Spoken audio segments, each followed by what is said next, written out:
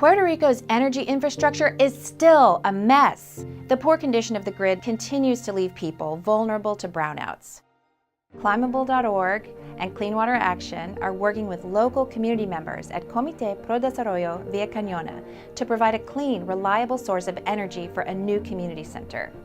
During an outage, powering up with solar power and battery storage means refrigeration of medicine and perishables, communal kitchen space, emergency lighting, cell phone charging, and dependable cell service.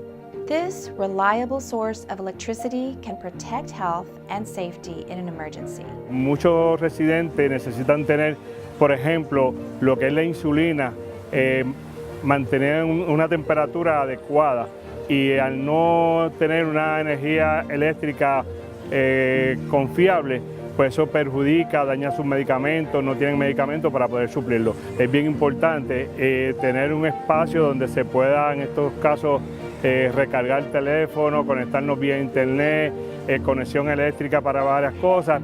You can support this effort. Donate at the link below and spread the word by liking and sharing this video. With your donation, we can help Villa Cañona create a resilient future.